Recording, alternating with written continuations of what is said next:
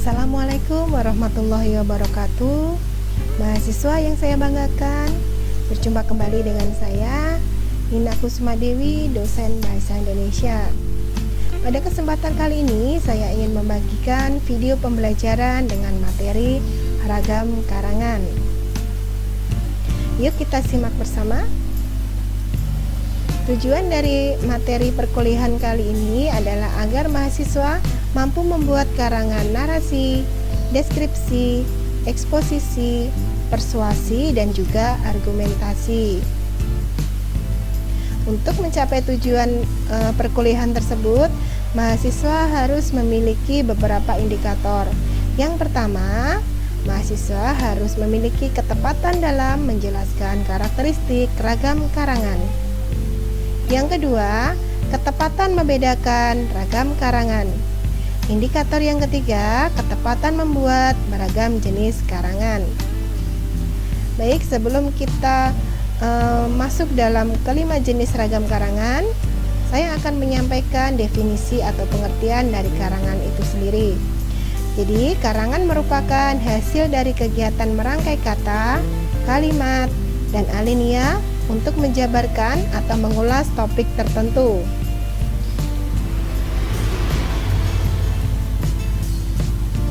Untuk jenis-jenis karangan itu ada 5. Yang pertama, narasi atau cerita.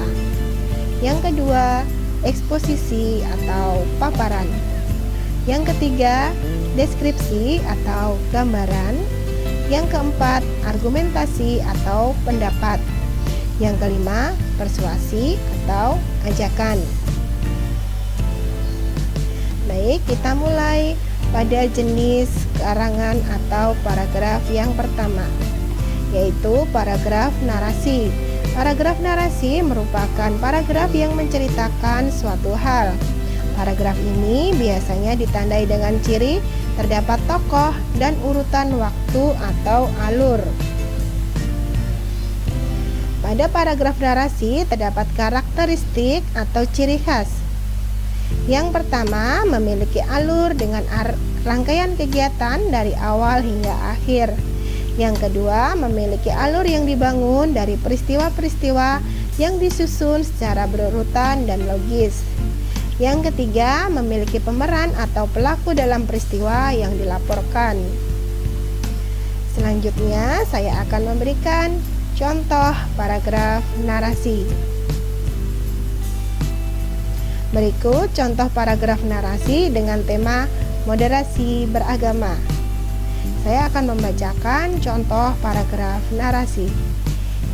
Para tokoh lintas agama bersepeda atau goes bersama dengan mengunjungi 5 tempat ibadah agama yang berbeda di wilayah Kecamatan Sragen, Kabupaten Sragen pada Jumat pagi. Kegiatan yang diinisiasi oleh kantor Kementerian Agama Sragen tersebut diberangkatkan oleh Kepala Kantor Kemenak Sragen, Ihsan Muhadi, dari halaman kantor Kemenak Sragen. Para tokoh agama berkeliling ke tempat-tempat ibadah untuk bersilaturahmi dengan para pengurus tempat ibadah, seperti ke masjid, ke pura, ke gereja, vihara. Kegiatan itu bertujuan untuk meningkatkan moderasi beragama di Kabupaten Sragen. Apabila kita analisis dari paragraf tersebut, ada 3 instrumen ya. Yang pertama adalah ada alur. Alurnya adalah kegiatan bersepeda yang dimulai atau startnya dari halaman kantor Kemenak, kemudian dilanjutkan mengunjungi beragam tempat ibadah yang berbeda di wilayah Kabupaten Sragen. Ya, itu adalah alurnya. Kemudian ada keterangan waktu ya di situ ya. Ya, di situ sudah tertulis dengan jelas bahwa waktunya adalah hari Jumat pagi, seperti itu. Kemudian yang ketiga itu adalah ada tokohnya ya. Tokohnya di situ sudah jelas juga adalah para tokoh agama. Tapi ada satu tokoh yang namanya tertulis dengan jelas di situ ya, yaitu Kepala Kantor Kemenak Bapak Ihsan Muhadi. Baik, jadi ketiga instrumen tersebut cukup menunjukkan atau membuktikan bahwa paragraf tersebut merupakan paragraf narasi. Berikutnya kita lanjutkan ke paragraf deskripsi. Paragraf deskripsi merupakan paragraf yang menggambarkan sesuatu secara lebih detail dengan memanfaatkan panca indera. Tujuan paragraf deskripsi yaitu agar pembaca seolah-olah berada langsung di kondisi yang digambarkan oleh teks. Ya, untuk karakteristik paragraf deskriptif itu adalah membantu pembaca untuk membayangkan suasana, baik itu mendeskripsikan orang, keadaan, mendeskripsikan benda, dan untuk membuat pembaca itu bisa lebih memahami suatu sensasi atau imajinasi ya, melalui ungkapan bahasa seperti itu. Kemudian untuk karakteristik paragraf deskriptif yang kedua itu adalah untuk menggambarkan suatu objek ya, misalkan ciri-ciri tempat atau benda, kemudian karakteristik orang ya, bisa juga menggambarkan suasana, perasaan, dan lain-lain. Untuk deskripsi suasana, contohnya untuk menggambarkan kondisi tertentu ya, misalkan kondisi mencekam, keheningan, kebahagiaan, keceriaan, ketakutan, dan sebagainya. Misalkan untuk mendeskripsikan kebahagiaan pada waktu wisuda, maka si penulis harus bisa mengantarkan pembaca seolah-olah bisa terlarut dalam suasana bahagia seperti itu ya. Baik, kita lanjutkan. Untuk deskripsi orang, penulis bisa menampilkan, mendeskripsikan penampilan ya. Penampilan ini bisa dilihat dari cara berpakaian atau model berpakaian seperti itu. Kemudian ada juga bisa mendeskripsikan moral atau etika. Moral etika ini bisa terlihat dari cara berkomunikasi, cara berbicara, perilaku, dan sebagainya. Kemudian untuk contoh paragraf deskripsi itu akan saya bacakan di sini ya. Di halaman kantor Kemenak Sragen, tempat pemberangkatan sepeda santai, tampak terpasang spanduk besar yang menyiratkan komitmen untuk menjaga moderasi beragama. Suasana pagi itu sangat sejuk, udara masih terasa segar. Sinar matahari yang tampak naik mulai menghangatkan tubuh, selaras dengan hangatnya rasa kekeluargaan para peserta sepeda santai pagi itu. Mereka bercakap dan bercanda sembari bersiap dengan sepeda masing-masing. Para tokoh lintas agama terlihat akrab dan saling memberikan kenyamanan meski berbeda keyakinan. Mereka kemudian mulai mengayuh sepedanya setelah ada aba-aba pemberangkatan. Baik, kita lihat analisisnya ya. Seperti yang sudah saya sampaikan bahwa paragraf deskripsi adalah paragraf yang mendeskripsikan suasana. Di sana, di paragraf tersebut terlihat suasana yang nyaman ya, kekeluargaan seperti itu ya. Kemudian ada juga deskripsi waktu ya. Deskripsi waktu pagi ini terlihat dari kalimat suasana pagi yang sejuk, udara masih terasa segar. Nah, ini merupakan deskripsi waktu pagi ya, karena biasanya memang pagi itu suasananya masih dingin seperti itu ya, udara masih segar karena belum banyak mobil atau motor yang berlalu lalang di jalan seperti itu. Kemudian di situ juga ada deskripsi sikap ya. Deskripsi sikap seseorang ini bisa terlihat dari kalimat ini, mereka bercakap dan bercanda ya, sembari bersiap dengan sepeda masing-masing. Nah, ya kan, dari kalimat tersebut terlihat bahwa kondisi atau suasana pagi itu sangat nyaman, damai gitu.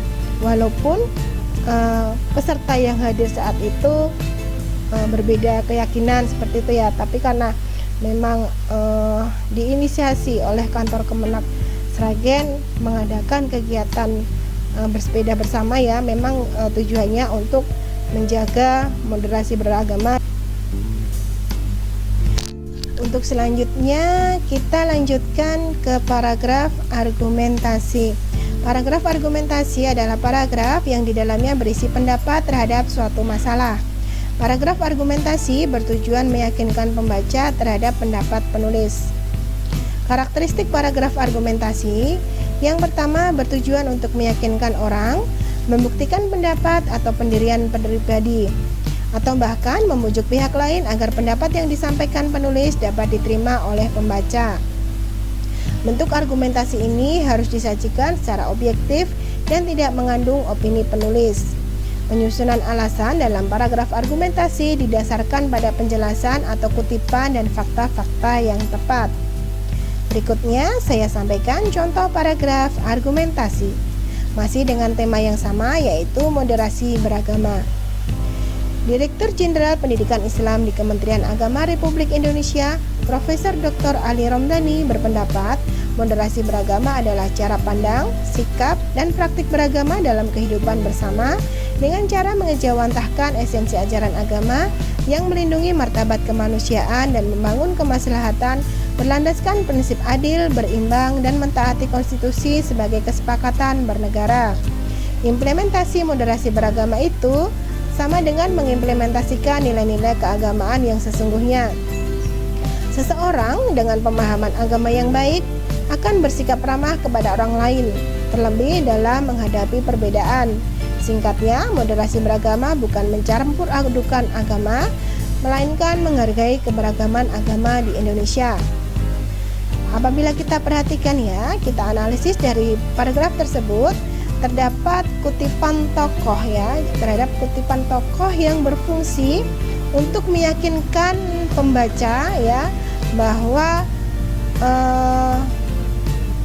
moderasi beragama merupakan cara pandang, sikap, dan praktik beragama dalam kehidupan bersama untuk mengejawantahkan esensi ajaran beragama ya, seperti itu ya. Selain itu di situ juga ada beberapa fakta ya untuk memperkuat kutipan tersebut. Nah, dari instrumen tersebut maka sudah jelas bahwa paragraf yang saya bacakan tersebut merupakan paragraf argumentasi. Selanjutnya paragraf eksposisi. Paragraf eksposisi merupakan paragraf yang isinya bertujuan untuk menjelaskan sesuatu. Paragraf eksposisi ini bisa digunakan untuk menjelaskan mengenai tata cara atau prosedur, pengertian, jenis-jenis sesuatu, manfaat sesuatu, dan juga proses. Baik, untuk karakteristiknya, yang pertama, karakteristik paragraf eksposisi adalah menjelaskan prosedur atau proses. Yang kedua, memberikan dan menguraikan definisi atau pandangan. Karakteristik yang ketiga, menjelaskan dan menafsirkan gagasan. Karakteristik paragraf eksposisi yang keempat adalah menerangkan bagan atau tabel. Karakteristik paragraf eksposisi yang selanjutnya adalah mengulas suatu hal atau peristiwa. Untuk contoh paragraf eksposisi adalah sebagai berikut, masih dengan tema yang sama, yaitu moderasi beragama. Selanjutnya saya langsung saja membacakan contoh paragraf eksposisi.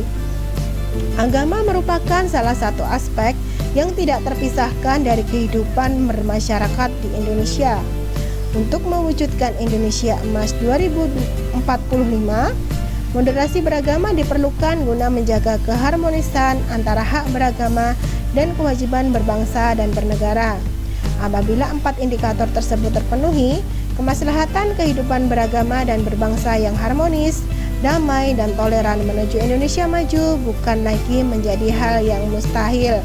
Apabila kita perhatikan dari contoh paragraf tersebut, itu menjelaskan mengenai proses ya, proses yaitu apa? Proses yang harus dilaksanakan untuk mewujudkan Indonesia Emas 2045. Salah satunya adalah memerlukan dan juga meningkatkan moderasi beragama. Selanjutnya kita masuk dalam paragraf persuasi. Paragraf persuasi adalah paragraf yang isinya berupa ajakan kepada pembaca agar mau melakukan hal yang dibahas dalam paragraf. Paragraf persuasi ditandai dengan beberapa kalimat yang intinya berupa ajakan. Kalimat ajakan tersebut biasa dituliskan dengan kata-kata atau ditandai dengan kata ayo, mari, saya mengajak, marilah, dan sebagainya. Untuk contoh paragraf persuasi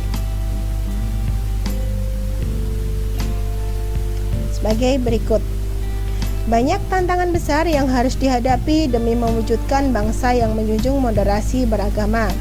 Beberapa tantangan itu diantaranya berkembangnya ekstremisme dalam beragama, berkembangnya tafsir keagamaan yang bersifat subjektif dan diskriminatif, dan berkembangnya paham keagamaan yang tidak sejalan dengan paham berbangsa dan bernegara.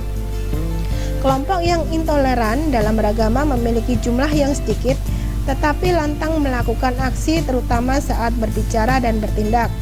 Sementara itu, kelompok yang menjunjung tinggi toleransi dalam beragama cenderung diam dalam menyikapi hal ini. Marilah mengambil sikap yang bijak dalam beragama dan tetap menjaga moderasi beragama.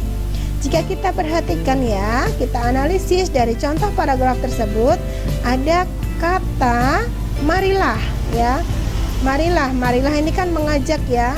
Jadi ciri-ciri dari paragraf persuasi adalah berisi ajakan atau mengajak seseorang melakukan apa yang ditulis dalam paragraf persuasi tersebut. Nah, ini kalau kita perhatikan di kalimat terakhir ada kata marilah ya. Marilah mengambil sikap bijak dalam beragama dan tetap menjaga moderasi beragama. Baik teman-teman mahasiswa, berikut tadi sudah saya sampaikan beberapa jenis karangan, kemudian karakteristiknya, dan juga contoh-contohnya dengan tema moderasi beragama. Saya kira itu saja video pembelajaran dari saya. Semoga bermanfaat dan membantu Anda dalam belajar. Saya kira itu saja dari saya. Terima kasih. Billahi taufik wal hidayah. Wassalamualaikum warahmatullahi wabarakatuh.